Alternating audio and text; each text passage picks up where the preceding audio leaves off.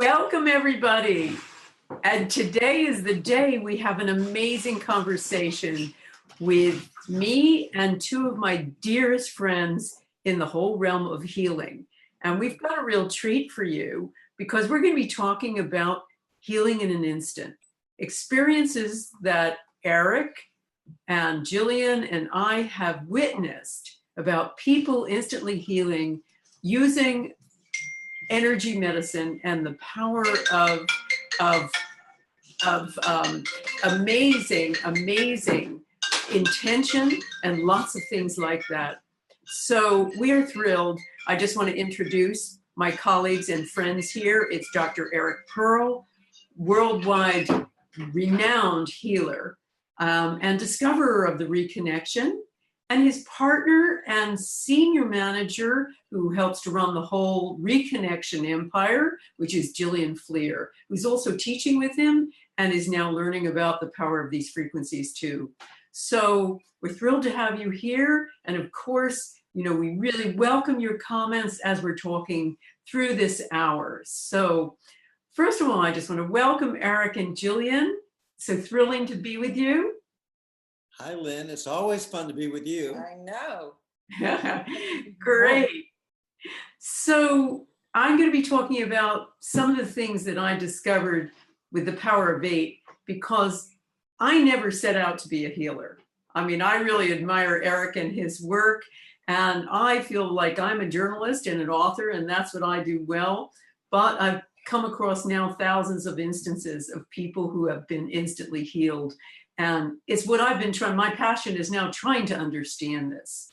So let me start by asking you all a question, Eric and Jillian. Tell me about some of the cases you've seen, some of the more amazing cases of people who have been healed in an instant during one of your workshops or seminars.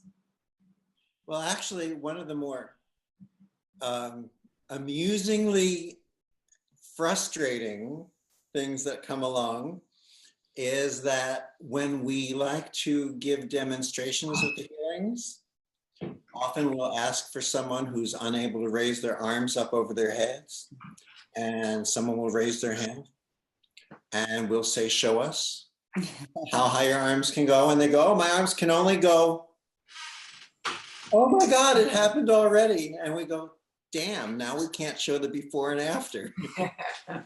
Do you have any clue why this is going on? I believe it has to do with simply the change in the field that takes place once the consciousness of our full expression of who we are as human beings, as spirit, as our essential essence takes over.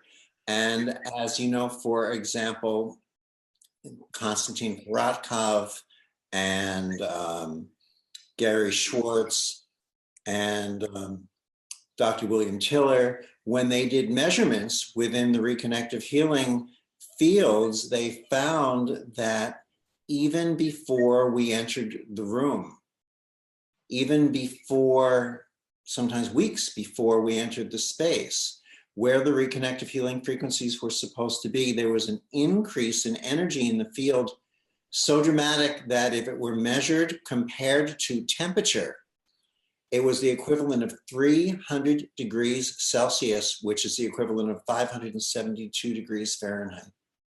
So amazing. And just for anyone who hasn't heard of these people, Dr. Gary Schwartz, noted psychologist at the University of Arizona, Dr. William Tiller, who studied the power of intention and has looked at healing modalities and the energy emanating from them, particularly Dr. Pearl's work.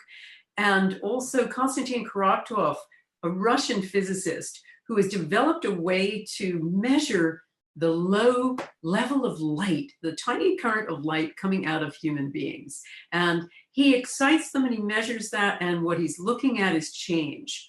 So that's really interesting. So you're looking at something changes in the room, something changes in the field. And about our essence, I love what you said, because that's been so much my experience. I mean, I should just back up and talk about power of 8. I mean, probably most people now know that I run intention experiments, and I started running them in 2007, mainly because I didn't believe intention worked. I wanted to investigate it. A lot of things like The Secret had come out, and I kept thinking to myself, well, what are we talking about here? Are we talking about, the power of thoughts? Are we talking about, shifting a quantum particle? Or are we talking about curing cancer? So I thought, okay, I'll put it to the ultimate test. I know all of these scientists in consciousness research, and I've got lots of readers around the world. So I'll just put them together and have my readers send intention all at the same moment and send intention to these targets. So I thought, well, yeah, I'll do this, and, we'll see if it works. And I didn't think it was going to work, but it did work. I mean, we've run about 32 experiments now, and 28 have shown measurable, positive, mostly significant effects. Everything from trying to make seeds grow faster to trying to lower violence in war-torn areas. So I was really mystified by that and amazed, but it's not the point of the story, really, of what happened. What happened to me was I decided to just run workshops around 2008, not long after I met you, Eric. And I didn't know how to run a workshop. I mean, I'm a journalist by background, investigative reporter. I was busting baby selling rings just a few years before that. But I just thought, well, okay, I'll put them in a group and have them send some sort of healing intention to a member of the group with a health challenge. And, I kept thinking to myself, it'll be a feel-good effect, like a facial. That's about it. That wasn't about it. The next day when we had people come back, people were reporting miraculous healings. There was a woman who had migraines her whole life, and suddenly her head was clear. We had somebody with arthritis who walked normally the next day, really bad knee arthritis. And I mean, recently at the Mile High Church in Denver, I mean, I've run thousands of groups, but I really documented this group recently. And, we had a woman who came in with a dislocated shoulder. And she was holding her arm, and it was like 1 out of 10 pain. It was 10. It was 11. And her arm slipped back into place. And there was another woman who was due to have a knee replacement. And she said she felt mitts holding her leg during the group intention. So for me, and by the way, she didn't need a knee replacement afterward. She was healed. And I've seen thousands of cases like this, much more than a facial. And for me, exactly what you said is really important. Feeling our essence, because for me, it's all about group work.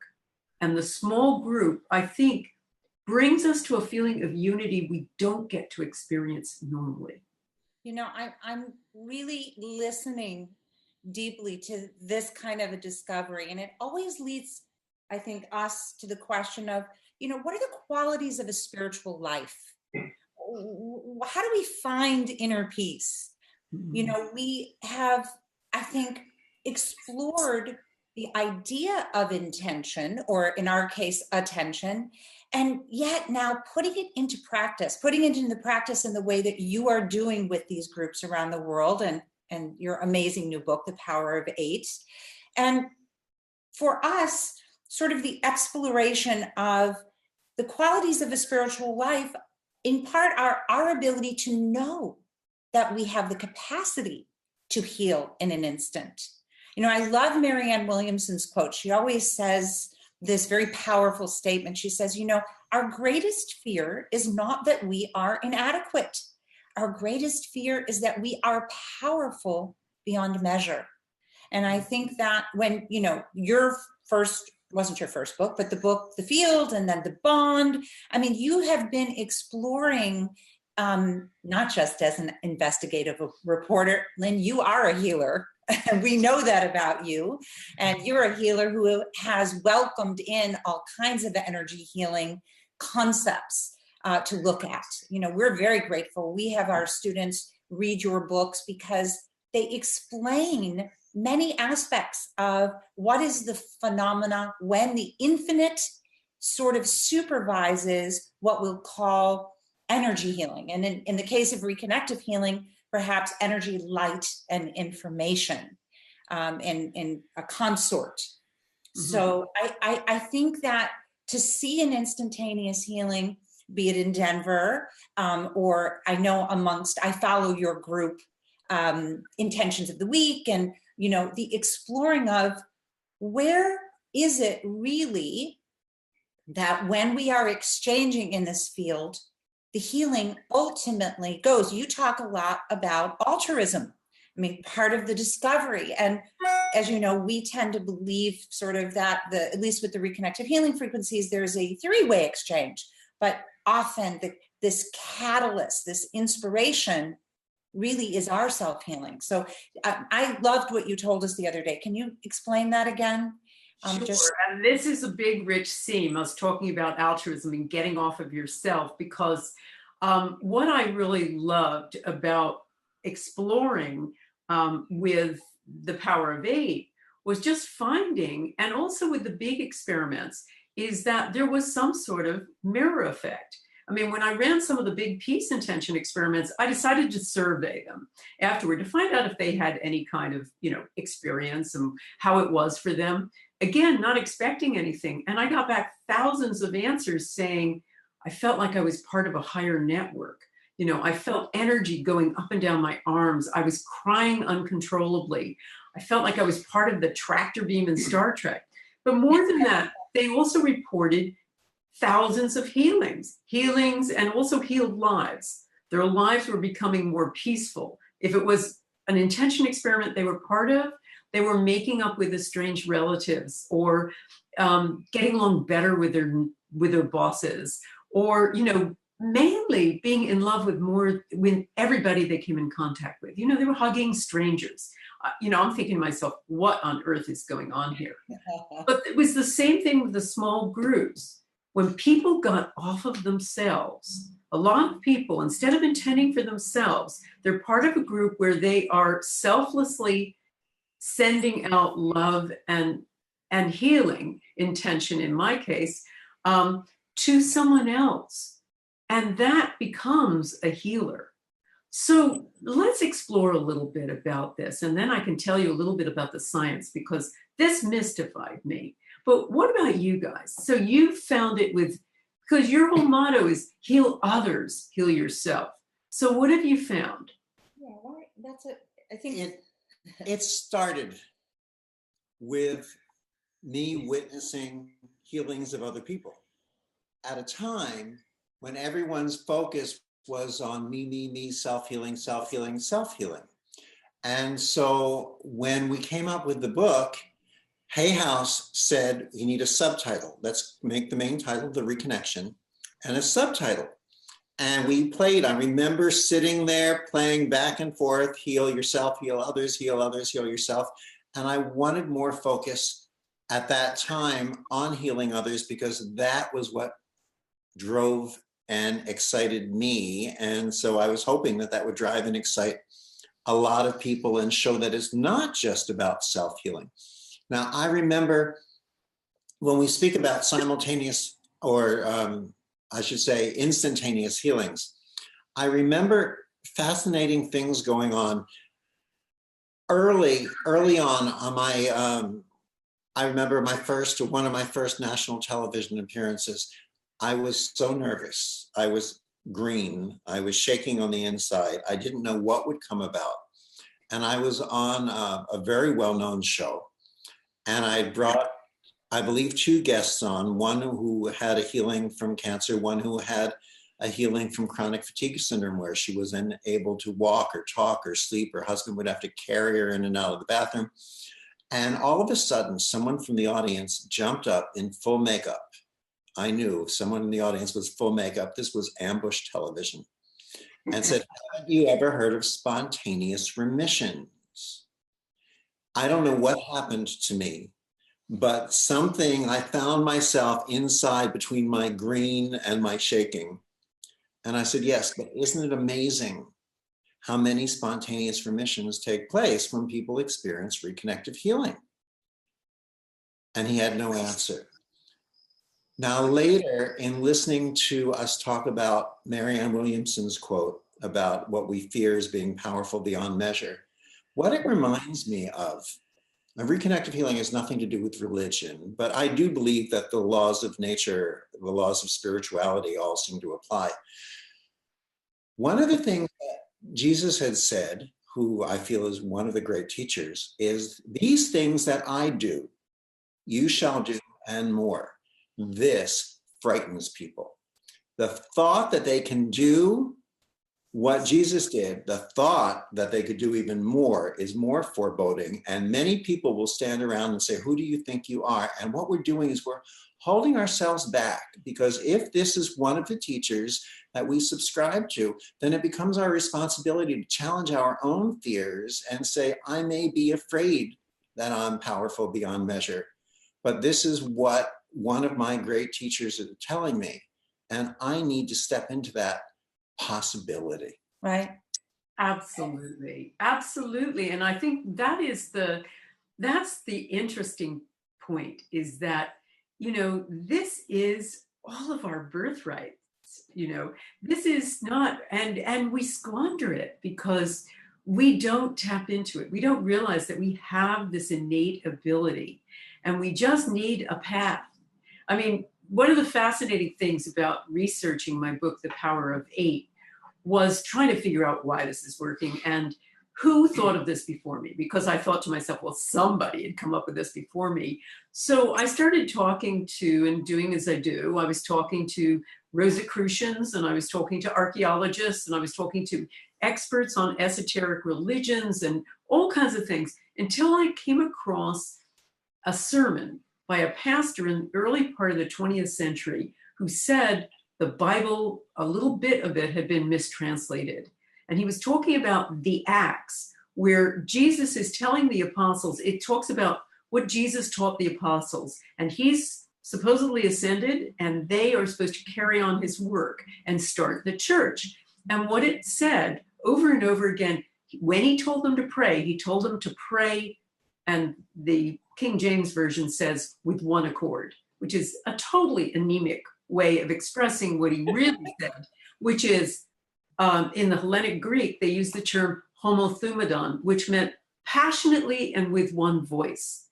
And so he was telling the apostles, always pray together passionately with one voice. It's a musical term, homothumadon. It means like a Beethoven symphony, individual instruments that come together with this collective sound. And so I looked at the Bible, and it's mentioned about 14, 15 times, and always about them praying, and it in the context of, you do it this way and you will heal and you will be healed. And as you say, it's that power that's innate in you, and you just need to know how to express it. You just need the path. In our case, what we're finding is the small group is one way in. Yeah. And I think that the concept, again, I'm going to go back to the altruism, because I think it really plays an important role in separating expectation from expectancy.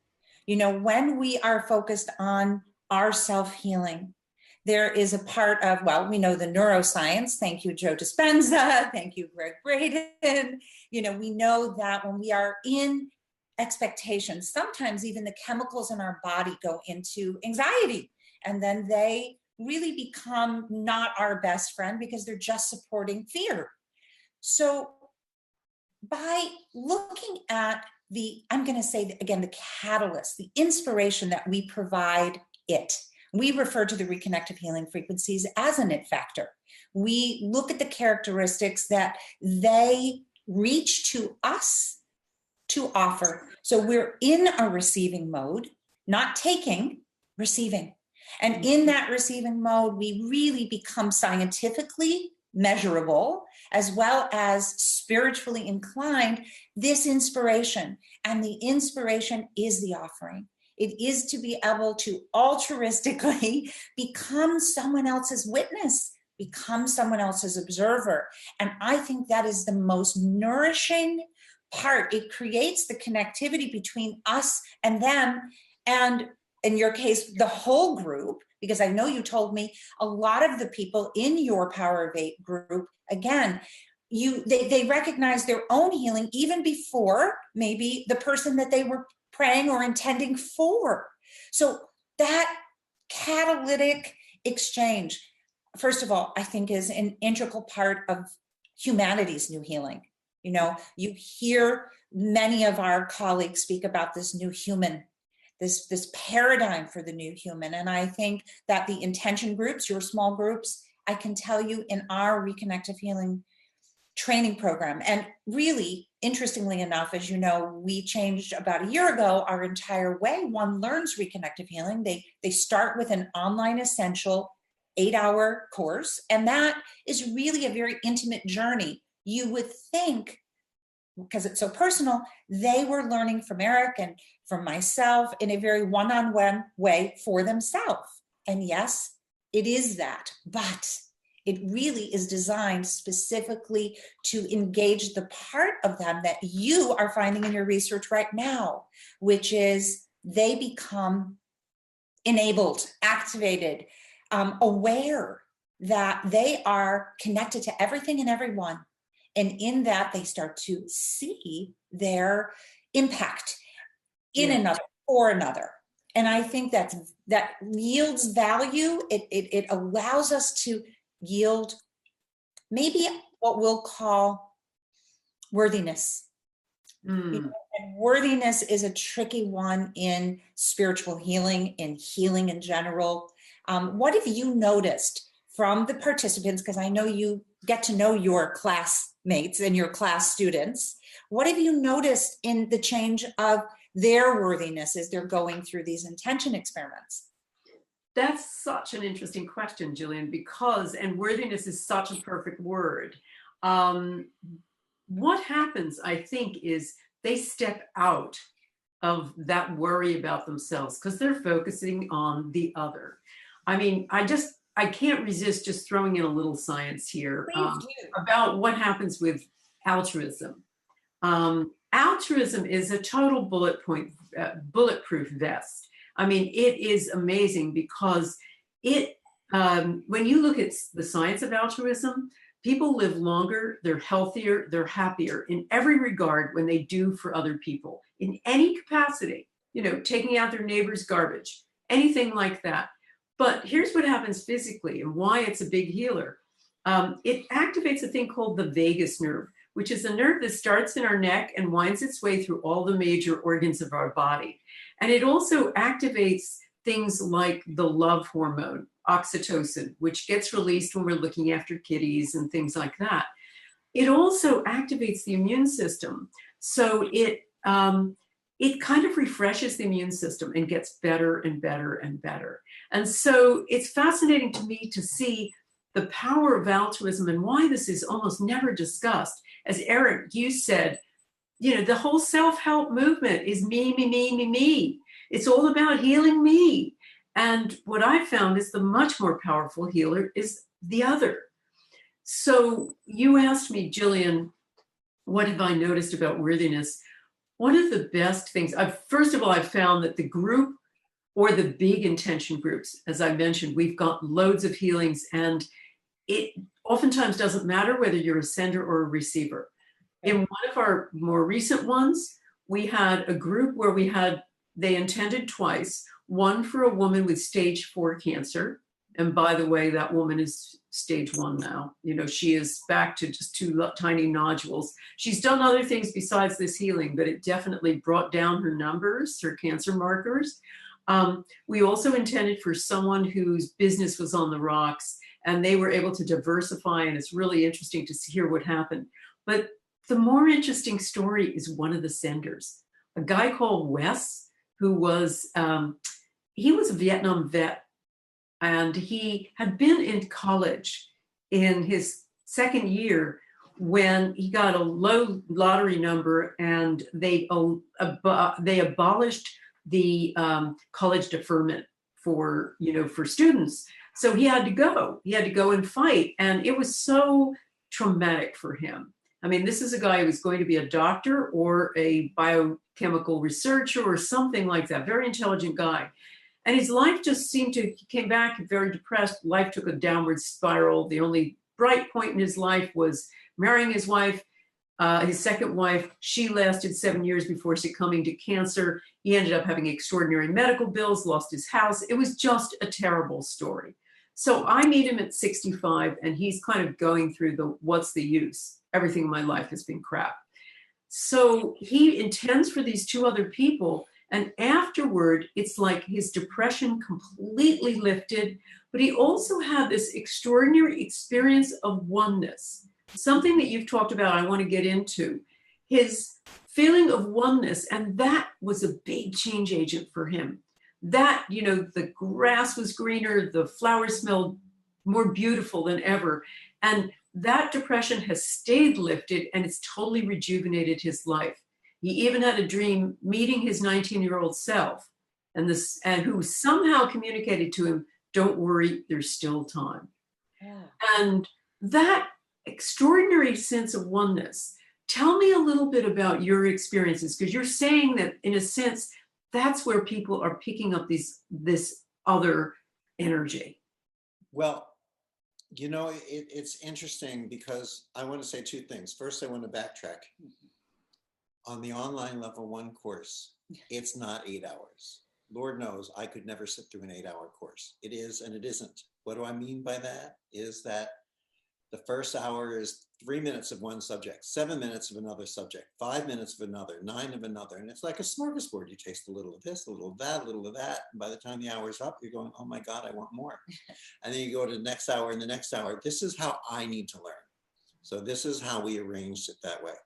Now, different area. As we know,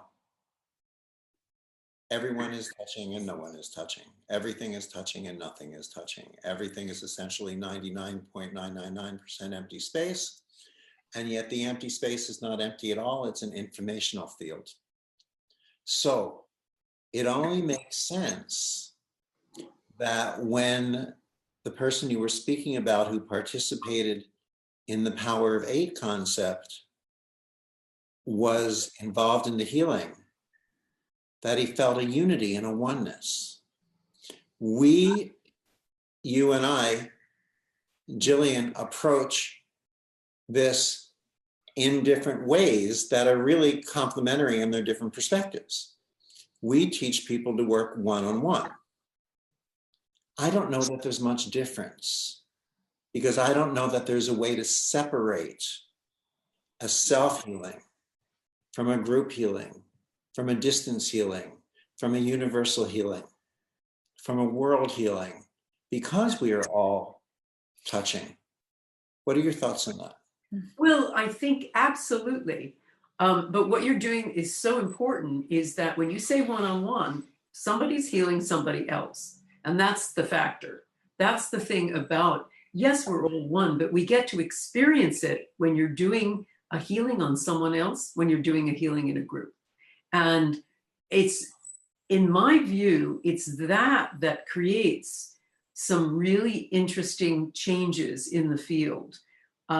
What we've measured, we've done a lot of scientific studies too. I was trying to figure out what on earth, as my 21-year-old daughter would say, WTF, what was going on? What is going on? And I kept trying to figure that out. So I worked with Life University, which is one of the largest chiropractic universities, and they had offered to have their neuroscience department study people doing the power of 8. And so they put EEG caps on individuals who were always the sender, not the receiver. And these were just college students who were volunteers. And we ran it 7 times. And in every instance, the people doing the sending demonstrated immediate, huge brainwave changes, where the parts of the brain involved in separation, the parietal lobes that sit back here, that tell us where we end and where everything else begins, they were turned way down. These were people who were experiencing a sense of oneness. And also all of the areas of worry and doubt, the parts of the brain that are involved in worry and doubt, they were also turned way down. So these are people involved in a state of ecstatic oneness.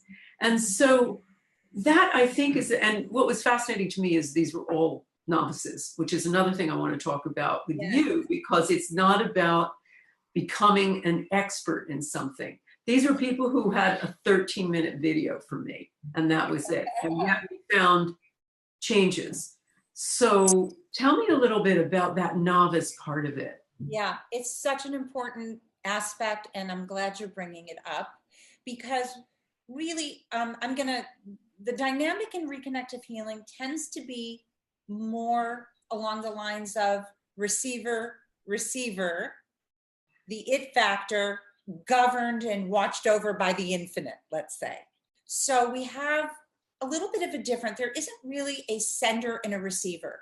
A reconnective healing facilitator is really there as a participant, a very actively aware participant, where they're receiving the reconnective healing frequencies. And as we know, thanks to much of your research, the field becomes, I'm going to say, the helper in part.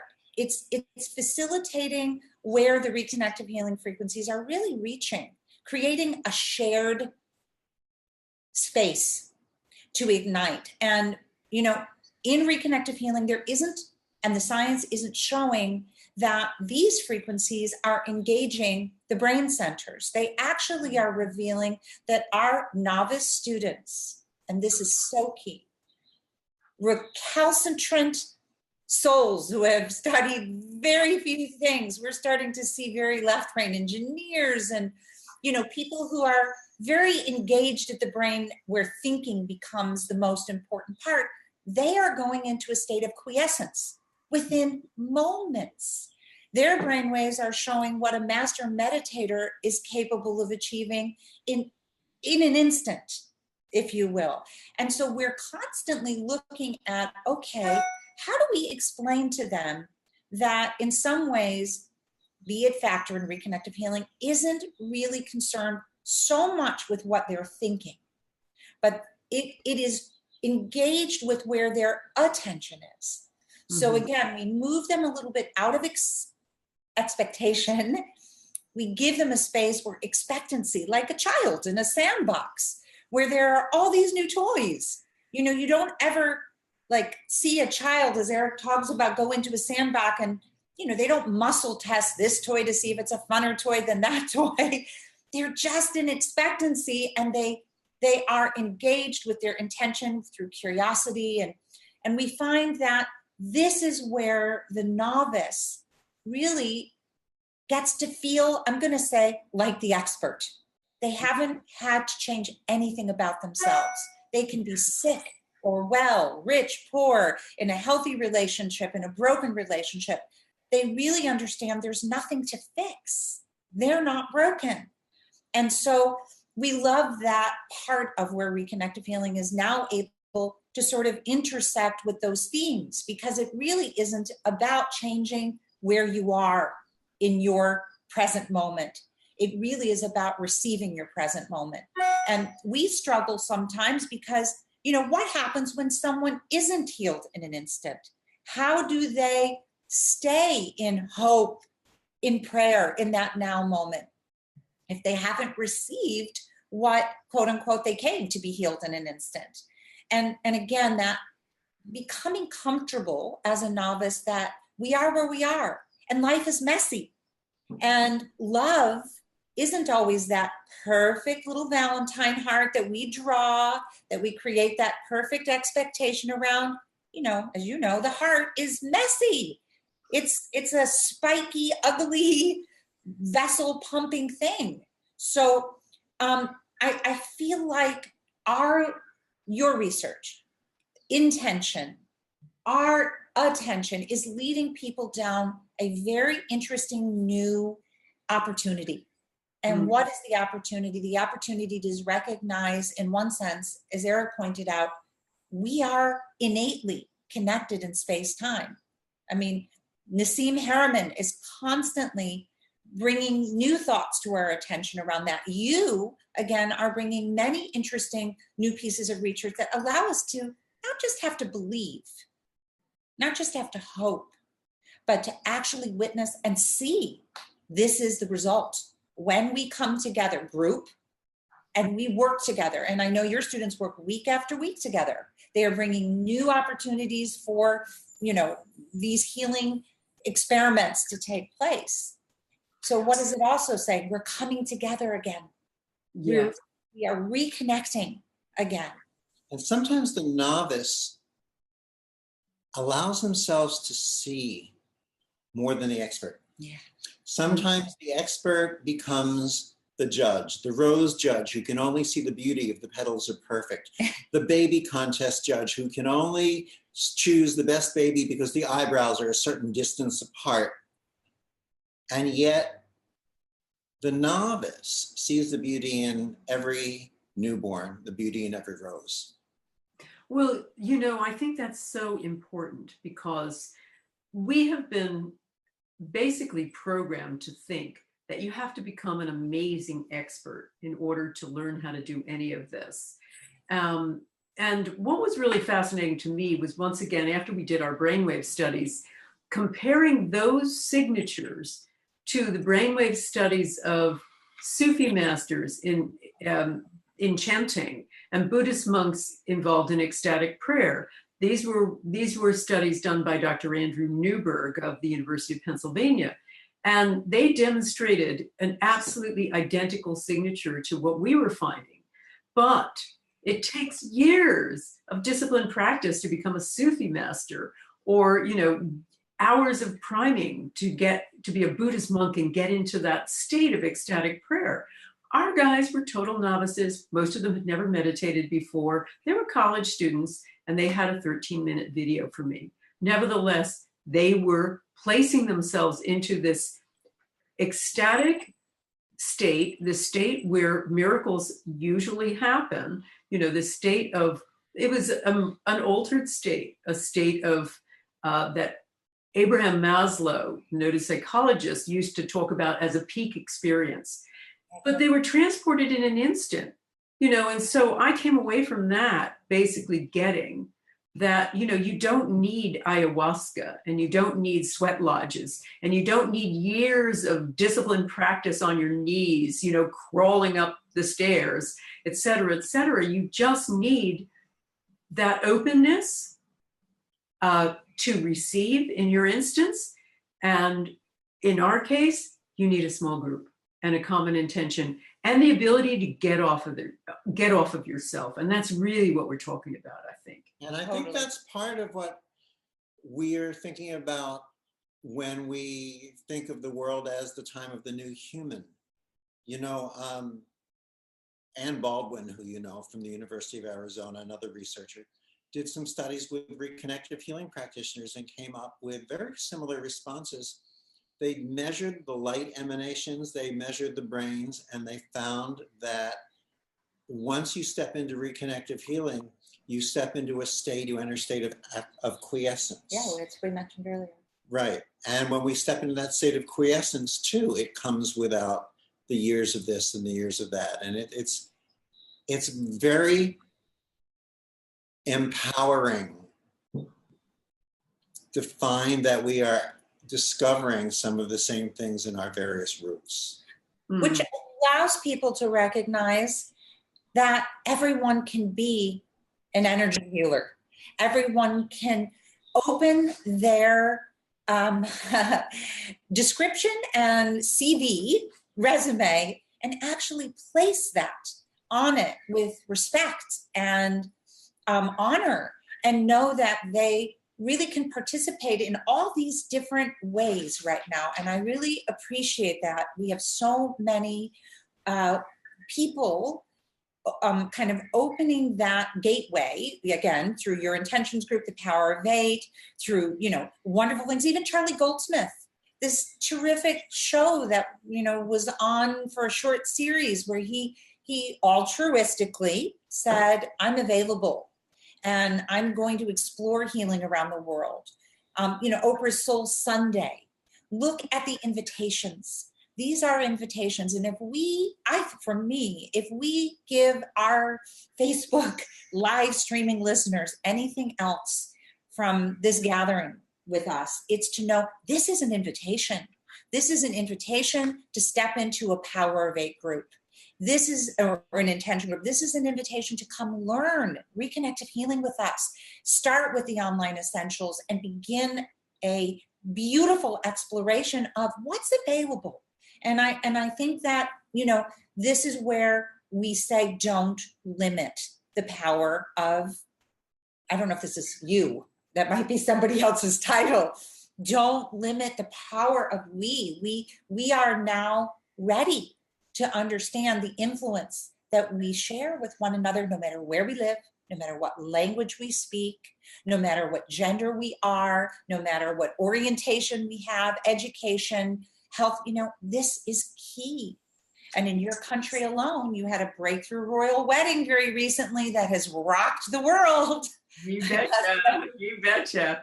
I know, biracial, unreal, fabulous. I know. Some people, they're going to step into saying they need a healing. Just for that. Very interesting, eh?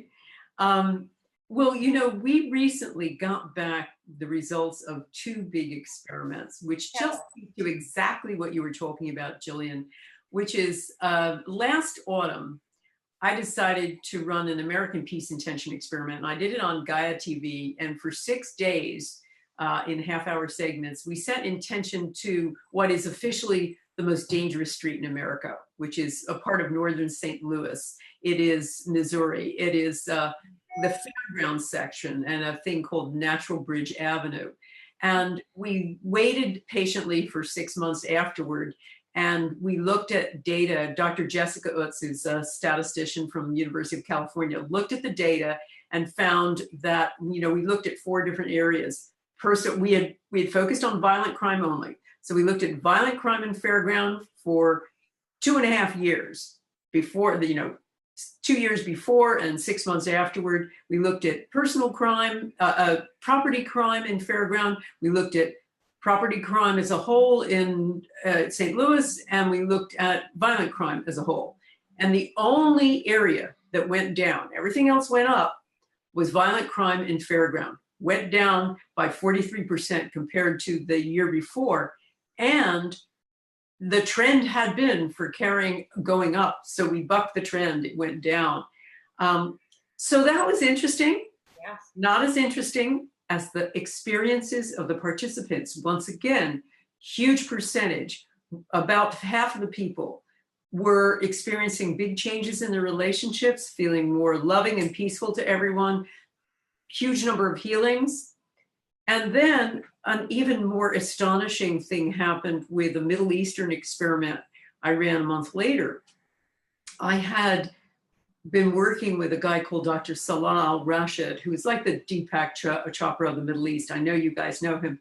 And he has a studio in Southern England, and he had the capacity to broadcast to 9 different places where there'd be a camera in those hotel rooms. So he had audiences in 8 different Arab countries, everything from Saudi Arabia to Kuwait, etc. And then he had one audience. I'd been working with an Israeli documentary maker, and she set up the 9th camera in Jerusalem with an audience of Jews. So we had Arabs and Jews sending intention together, and we sent intention for an area of violence in the old city of Jerusalem, the Damascus Gate area. Now, we demonstrated effects through REG machines and the Konstantin Korotkov stuff, but the most interesting thing happened afterward with the audiences. Because we had these various screens where I was broadcast and it was a 2-way thing, they could speak to me and they could speak to each other from each location. So we had Arab women standing up and saying, "Your God is my God." We had Jewish women saying to the Arabs, "I love you, sister. It's time, enough with this." And we had love going back and forth. And I just sat there with Salah, and we were just, our mouths were open, because, the big point here wasn't the action. Did we lower violence? Interesting, right? But not the point. The real point was the reaction, the changing of people in participating in this experience of essentially prayer together, of oneness, essentially. And so this is just what you're speaking about. The new human is somebody who gets, I'm not this just lonely person on a lonely planet in a lonely universe. I'm part of something bigger. And as soon as you start feeling that way, big things change. Yeah, I mean, I just want to be clear that the concept of the new human, I've been hearing that from Barbara Marx Hubbard. I know we're doing a workshop with Lee Carroll in Basel in September, and that's sort of the theme, the new human.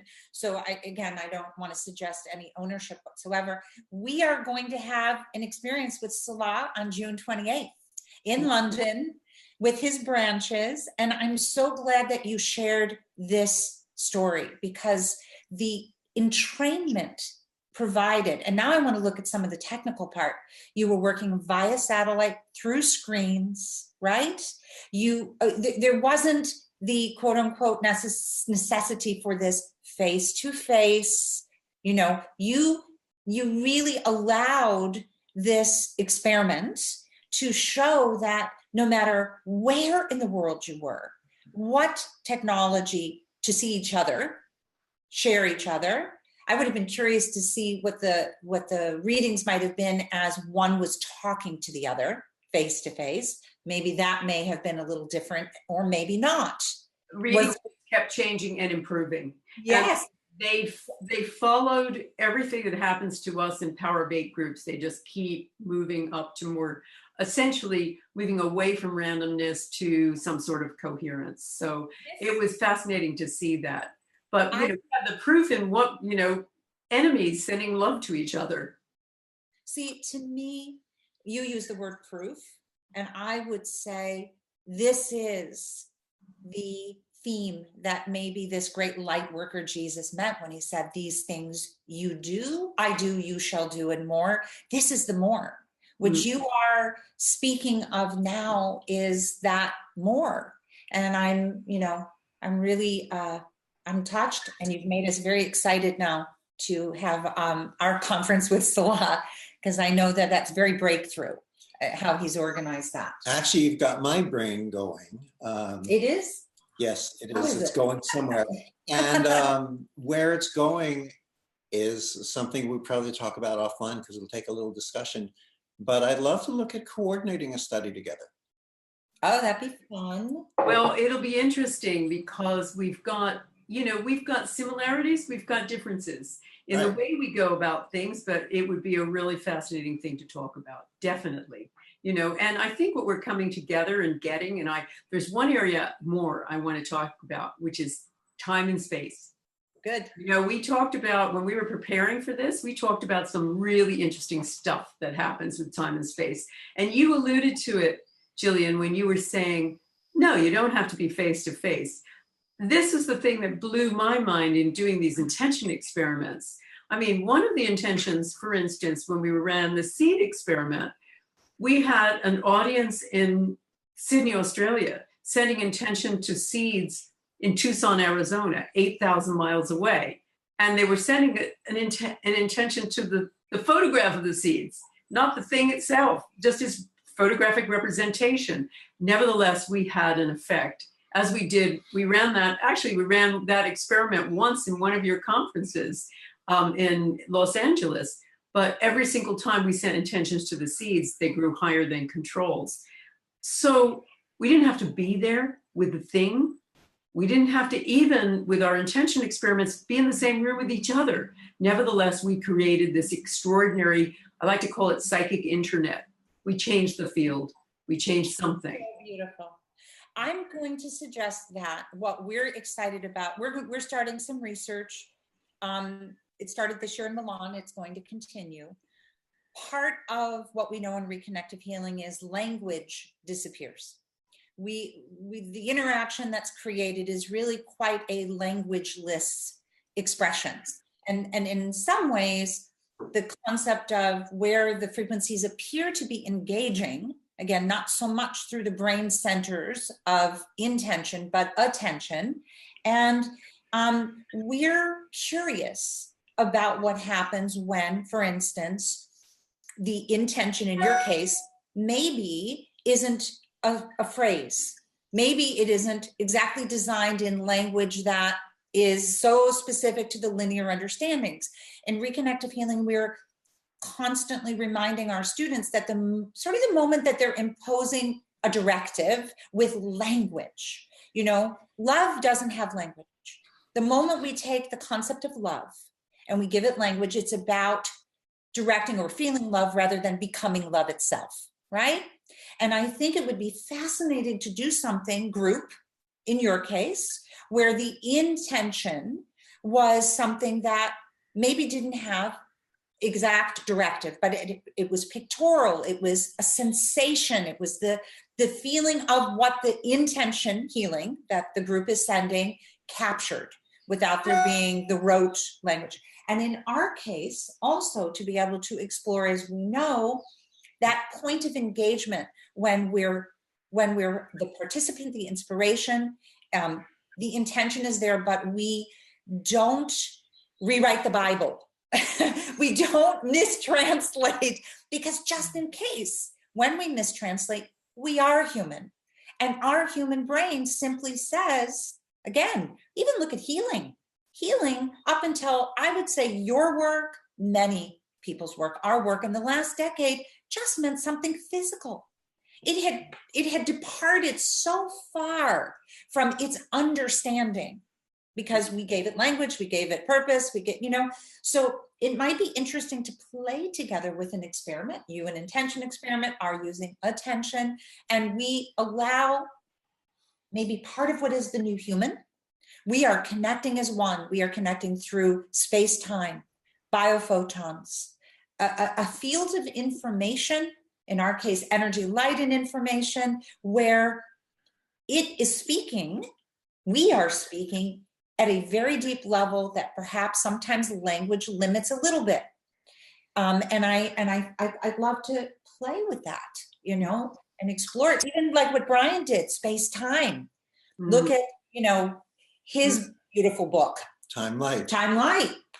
Well, there's a lot of interesting thoughts about that. I think what we find in intention experiments is what has worked best is being specific. But I think specificity is about a mantra together, basically. It's no more than a mantra together. It's getting on the same wavelength of a transmission. And so you're all, otherwise people oftentimes think they're not thinking, but they're thinking, and they're thinking lots of different things. And they're one thing that certainly the science shows us is those little light emissions, which have to do with thought too, are beaming out there 24/7. We're all leaky buckets. We're sending out all of the time. And one thing that I'm really fascinated by, and it has to do with a new teleseminar that I'm giving that I'll talk about in a minute, is many times with professionals, alternative therapists, for instance, their thoughts are so powerfully impediments to the healing process of their patients. Now, you probably see that with reconnection, because you're really encouraging people don't have those thoughts.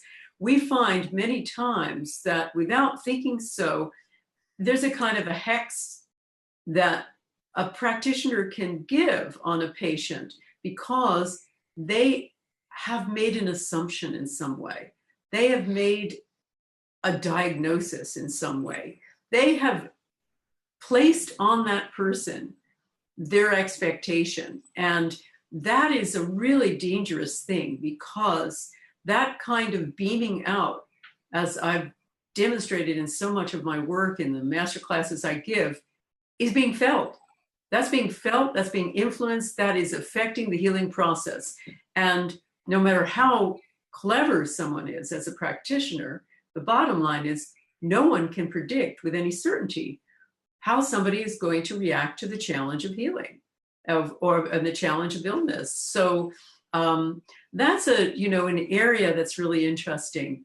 But the time thing, I wanted to say something, because I know that you guys have found interesting things with time, not just space. Do you want to talk to that? I do. I want to talk about just one thing that you brought up, which is very interesting.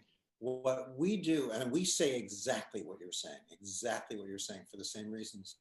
Sometimes while we're teaching in our live seminars, in our live immersion seminars, when we are working at the tables, we bring people into a state of floating where they are, floating mentally, where we teach you to, well, the acronym is ONE, O-N-E, to observe, to notice, and to experience, because we know we can't tell people not to have those thoughts, but we can let them observe, let them notice, and in that, let them have an experience. And then what we like to say is, now look at the person on the table and find something in them, something in their face that you can love, something in their face that means love to you. And when you find the love in them, you will find the love in you. And that love transcends language, and thought, and diagnosis, and treatment, and determination. And our attention goes to love, and our intention is love. It transcends time. It transcends and time. there's to talk about time, I think is really important, especially with the title of this Facebook discussion, in an instant. We, again, that linear language, and you talked about this the other day in our little chat, immediately we go to instant. You mean right now? Like 5 minutes ago, when we started, did we heal? So time is another, I think, highly misunderstood concept in healing. When we are speaking about time, we are really speaking about timelessness. When we talk about presence, we are not necessarily talking about now, we are talking about a timeless presence where you are here and everywhere simultaneously. Like you said, you're providing people through your intention experiments and through these sharings together to experience this timelessness in a way where time disappears. And space disappears, distance disappears. Yes. And I think that's a real important reality for us. It doesn't mean our history is gone. It doesn't mean our future is not beholden and a part of things. We don't, forget our little children's experiences or not look forward to our future moments. It just means that we are no longer understanding time the way it established itself. Just like we thought the world was flat. It wasn't, it was round. Our perception wanted to capture a flat world, but you know what? We adapted. And I think adapting to this timelessness without having an ayahuasca experience, as you pointed out so beautifully, without having to alter our chemistry to get there, this is within our reach now. We can live a multidimensional life. Yes. And, that's the real key thing, is this whole idea that time is not an arrow. There's scientists, physicists are now talking about this very matter-of-factly and saying, we got it wrong on time, guys. Time is, even from the time of Einstein, he realized time is relative, but now we realize that time is much more like one big smeared out now. And space is like one big smeared out here, as we demonstrated with our intention experiments. But one thing that I've been finding, and it's going to be part of my new teleseminar, which is really geared to alternative practitioners about becoming a better healer, and that is all about, and using the power of 8 with it, but it's all about retro-intention. I've done a lot of work with retro-intention, and the reason I started playing around with this is that there's a lot of science, a lot of really good science, showing that it doesn't matter when you set an intention, and it can have effects. So I had kind of riffed off an idea that the late William Broad gave me about seed moments with illness or problems. And I've been taking people back to a seed moment when they first had an issue or something was just developing. They first got a diagnosis, or they first didn't feel well, or whatever. And looking at the issues around there and sending an intention basically to have a different kind of, not to change what happened, but to have a different response to it. And it's been really fascinating what's come out of that. I had a woman repigment vitiligo in front of me. It was so bizarre. Really amazing, because it was about her going back to the time she got an infection which had caused the vitiligo. And so she claimed, this was in Los Angeles a year ago, at the IONS conference, California, Northern California. She claimed she was repigmenting right then and there and showing it.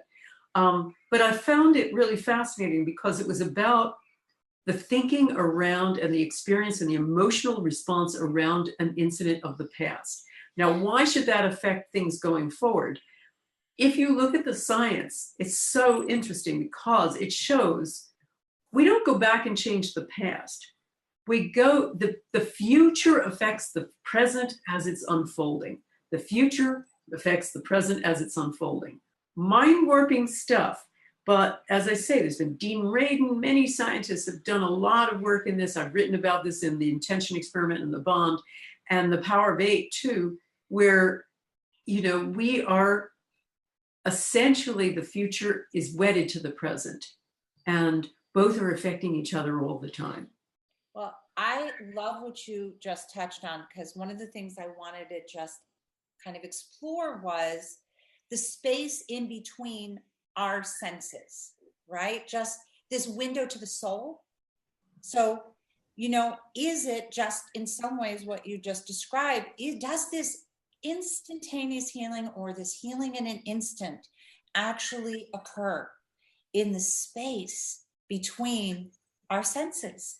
And if so, is that now where, intention and prayer, I can speak to the reconnective healing frequencies, really engaging us where we are in those spaces in between our senses and thoughts. And we watch them descend. Reconnective healing is interesting because it's very tangible. You don't have to believe in it because you can see it. We watch these very specific, we call them registers, a point of engagement where the frequencies are moving tissue. So it's visible. It can be something that you witness and see with your eye sense, but at the same time, we know that's not where the healing is taking place. It's in the nowhere. It's in the nothingness. It's in the 0 point field where you are so, you have educated us so well on. And I think this is, it's really valuable that you are bringing this forward, that I'm excited. I'm going to probably have to take your new teleclass. Sounds very both fun. of us. Both of us. We were listening to, we like to listen to different people speak. And one pastor we were listening to said that prayer is earth permitting heaven to, why don't we say, mediate in our affairs. And I'm thinking, to me, reconnective healing is us permitting, not to quote your book, but to quote your title, to permit the field to mediate or to govern our affairs, our health, our evolution, our essence being. And I would say governed by what we might say that infinite source that ultimately is the great mystery. So maybe intention is being governed by that ultimate source, helping these Power of Eight groups move into greater awareness. We know for sure that the reconnective healing frequencies as a conduit for us as the catalyst is certainly governed by the infinite, the source, right. That great mystery. And, it is conversation happening everywhere right now. And to me, that is why I am inspired to wake up and get on airplanes and sleep 3 hours and be at our live immersions and work with our students in the, online essentials. This is this now moment conversation. And this is where I think, and maybe why we were meant to ultimately do what we've been doing, because it's taken a very long time to reach this place of consciousness. We didn't use that word once today. No, and thank you for bringing that up, because I was just thinking this when you were talking, is we distinguish ourselves from the field. We say, oh, it's the field and it's our consciousness. But I remember Robert John, before he died, sadly, he just left, he just passed, used to say, well, maybe there is just only one thing. There is the field is consciousness. And so when we're stepping into the field, when we're stepping into this healing mode through the power of 8, through reconnective healing, what we're really doing is becoming one with all that is, and that is consciousness. And so we're so used to living a life outside of that ability, that consciousness, that awareness, that sense of oneness, that when we feel it over and over again, I hear from our people doing intention experiments or power of 8 groups, I felt like I was home. I felt like I came home. And that is, I felt a comfort and a sense of just familiarity that I had never experienced before. And I think that's really what we're talking about. And it is something that transcends time and space. It is something that transcends separation. It is something that transcends, years of study and going on your knees. There are certain areas that you need to learn with reconnective healing, with my work, the power of 8, and the work I do on intention for professionals or individuals. But it is something you have, and is what we try to gift to you. You just said something that inspires me to share one. I'm going to say it's a phenomenon, and we don't really fully understand it. But one of the things that, in capturing a lot of data from our students over the last few years, we hear when on Sunday during the live immersion, we invite our student reconnective healing practitioners to work with the public in doing mini student sessions. So these are people that come from the outside in the late afternoon on Sunday, and they receive reconnective healing, and then they leave and our students debrief for the rest of the class, because we can't have everyone doing them, but a percentage of the students do it and the others observe. In these debriefs, the single most common repeated expression from individuals having these sessions, knowing nothing about the reconnective healing process, is this, and I'm going to just say it verbatim because it gets repeated verbatim. I experienced a sense of peace. I experienced a sense of inner peace. I experienced peace. And in a statistical way, we're starting to look at that because there's only consciousness that would connect this theme. Absolutely.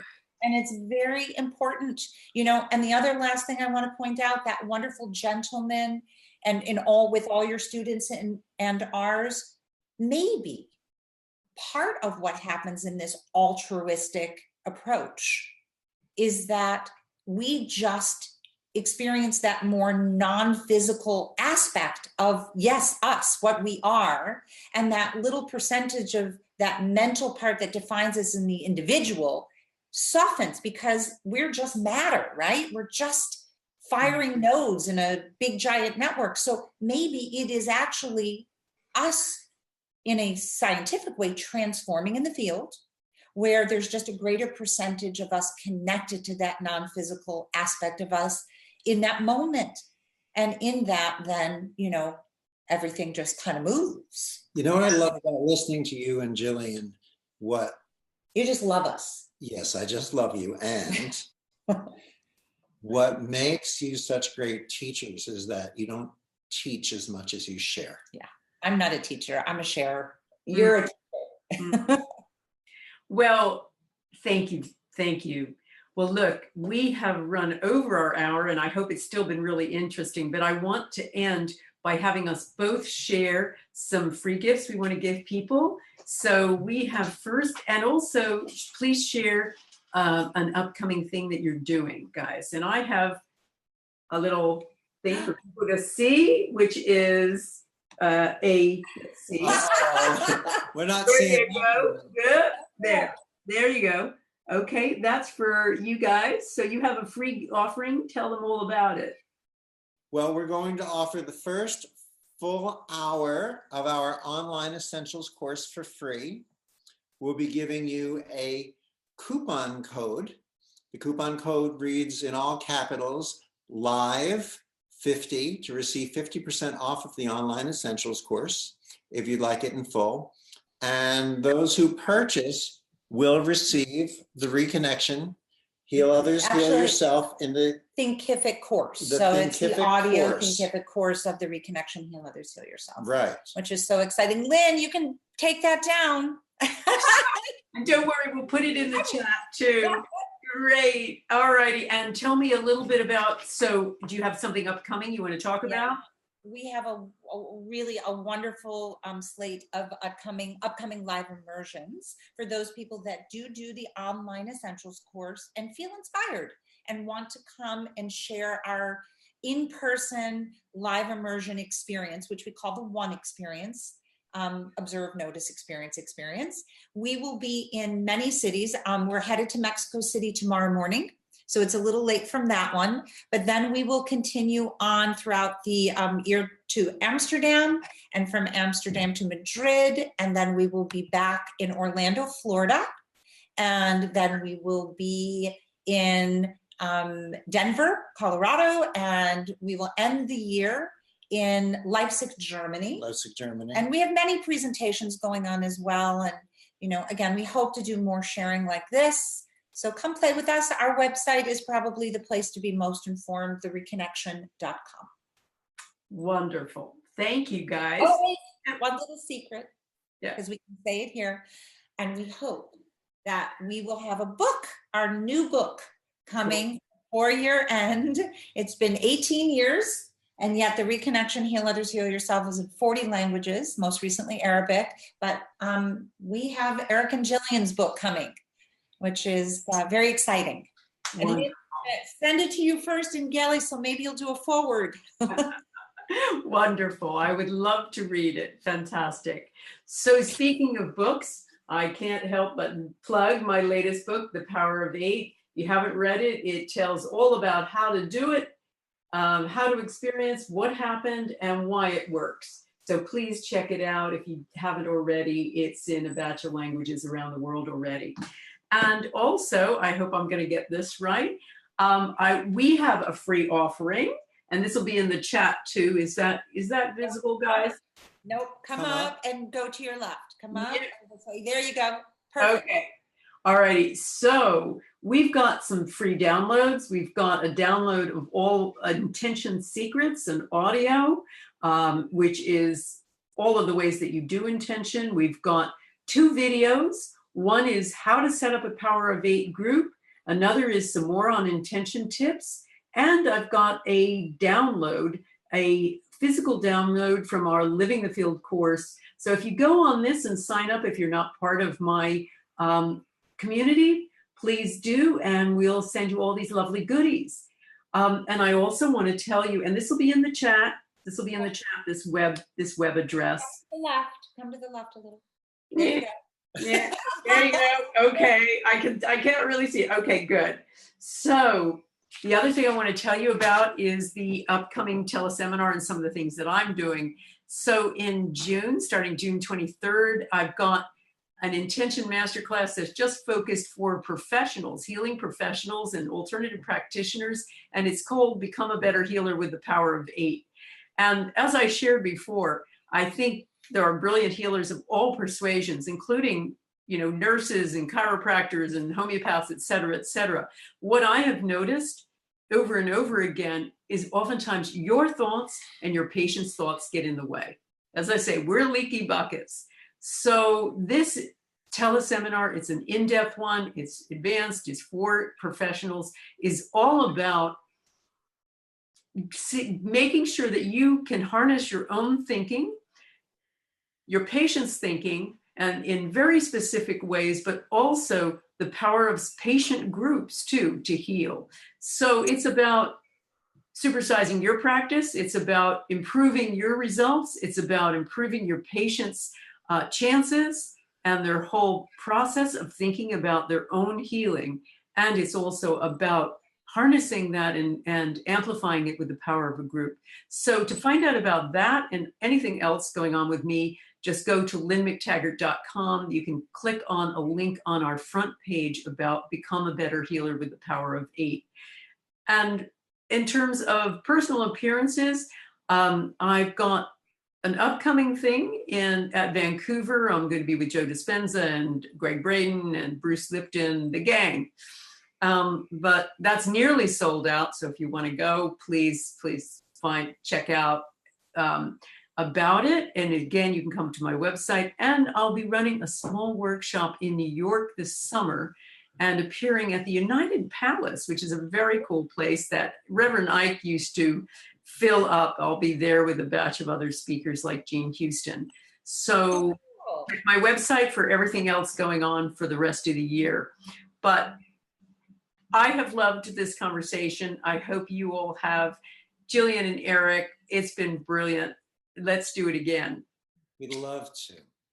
That's fantastic. And for all of those web addresses and more information, just check the chat for this live Facebook broadcast. Thank you so much for listening. Tell your friends all about it. Share it with them. And please continue to visit us. Thanks so much. Bye, everybody. Bye. Take care.